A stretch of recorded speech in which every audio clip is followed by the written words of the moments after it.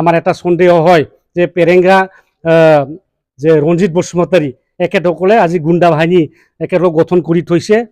অহা BTC ইলেকশ্যনত এই গুণ্ডা বাহিনী এখেতসকলে ব্যৱহাৰ কৰিব আৰু যোৱা MP ইলেকশ্যনত এখেতসকলে এই গুণ্ডা বাহিনী ব্যৱহাৰ কৰিছে।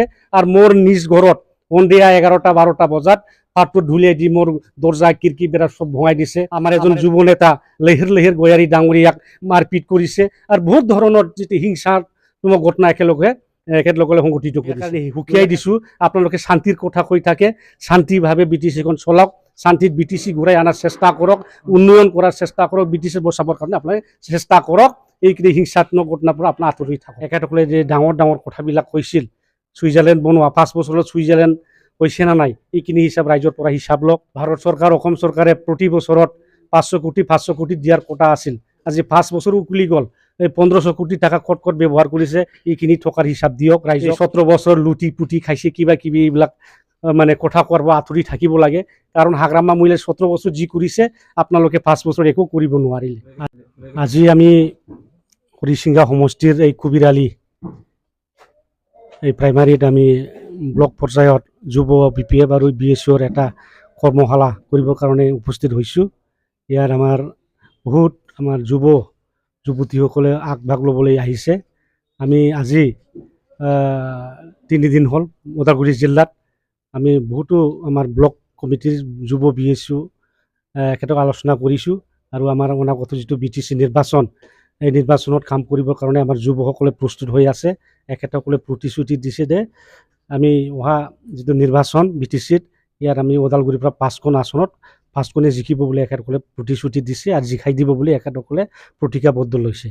তো ইয়াৰ পৰা আমি নেক্সটত আমি বাক্সা জিলাত যাম, ইয়াৰ পৰা তামোলপুৰ জিলাত যাম আৰু আমাৰ যুৱসকলৰ লগত আলোচনা কৰিম।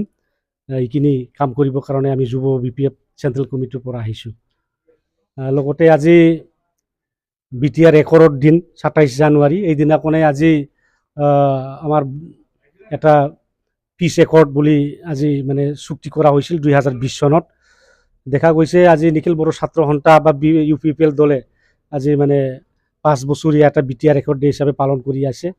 আজি আমি ক'ব বিচাৰিছোঁ যে এই 5 বছৰত এখেতসকলে হিচাপ দিয়ক, নিখিল বড়ো ছাত্ৰ সন্থাই হিচাপ দিয়ক, UPPL প্ৰমোদ বড়ো ডাঙৰীয়া এখেতসকলে হিচাপ দিয়ক যে BTR চুক্তিত কেইখন দফা 5 বছৰত 5টা হৈছে না নাই, এইটো হিচাপ দিয়ক আগত, যে আমাৰ ৰাইজে কি পাইছে, ওদালগুৰিবাসীয়ে কি পাইছে, বাক্সাবাসীয়ে কি পাইছে, তামোলপুৰবাসী, কোকৰাঝাৰবাসী, চিৰাংবাসী এখেতসকলে BTR চুক্তিৰ দ্বাৰা কিবা এটা পাইছে নেকি, ৰাইজৰ পৰা সোধক আৰু এখেতসকলে কাম কৰক ৰাইজৰ কাৰণে। এখেতসকলে যে ডাঙৰ কথাবিলাক কৈছিল, ছুইজাৰলেণ্ড বনোৱা 5 বছৰত ছুইজাৰলেণ্ড হৈছে না নাই, এইখিনি হিচাপ ৰাইজৰ পৰা হিচাপ লওক। ভাৰত চৰকাৰ, অসম চৰকাৰে প্ৰতি বছৰত 500 কোটি দিয়াৰ কথা আছিল। আজি 5 বছৰ উকলি গ'ল, এই 1500 কোটি টাকা ক'ত ব্যৱহাৰ কৰিছে, এইখিনি থকাৰ হিচাপ দিয়ক ৰাইজক আৰু ৰাইজৰ কাৰণে কাম কৰক। মই আহ্বান জনাইছোঁ এখেতসকলে ৰাইজৰ কাৰণে কাম কৰক। কিন্তু আজি আমাৰ BPF দলক এই 17 বছৰ লুটি পুটি খাইছে, কিবা কিবি এইবিলাক মানে কথা কোৱাৰ পৰা আঁতৰি থাকিব লাগে। কাৰণ হাগ্ৰামা মহিলাই 17 বছৰ যি কৰিছে আপোনালোকে 5 বছৰ একো কৰিব নোৱাৰিলে। অসম চৰকাৰ, ভাৰত চৰকাৰ ইমান ভাল আপোনালোকক চুক্তি কৰাই দিছিল যে NIT হ'ব লাগে, ট্ৰাইবেল ইউনিভাৰ্চিটি হ'ব লাগে, বা বহুত ধৰণৰ মানে ভেটেনাৰী কলেজ কিবা কিবি ভাল এটা স্কিম দিছিল চৰকাৰে, কিন্তু 5 বছৰ আপোনালোকে একো কৰিব নোৱাৰিলে। তো আপোনালোকে আজি হাগ্ৰামা মহিলাৰীক বা BPF দলক গালি পাৰিব পৰা এটা দল নহয়, এটা সংগঠন নহয়। আপোনালোকে হাগ্ৰামা মহিলাৰী ছাৰক মানে ফ'ল' কৰক। হাগ্ৰামা মহিলাৰী যি কৰিছে এই ধৰণে আপোনালোকে শাসন কৰি নিশ্চয় আপোনালোকেও 17 বছৰ নহয়, আপোনালোকে 74 বছৰ চলাব পাৰিব।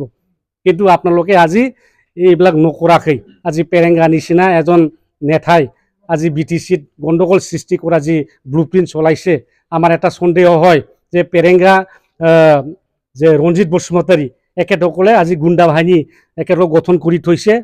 অহা BTC ইলেকশ্যনত এই গুণ্ডা বাহিনী এখেতসকলে ব্যৱহাৰ কৰিব আৰু যোৱা MP ইলেকশ্যনত এখেতসকলে এই গুণ্ডা বাহিনী ব্যৱহাৰ কৰিছে। আৰু মোৰ নিজ ঘৰত সন্ধিয়া 11-12 বজাত পাতটো ঢুলিয়াই দি মোৰ দৰ্জা খিৰিকী বেৰা চব ভঙাই দিছে।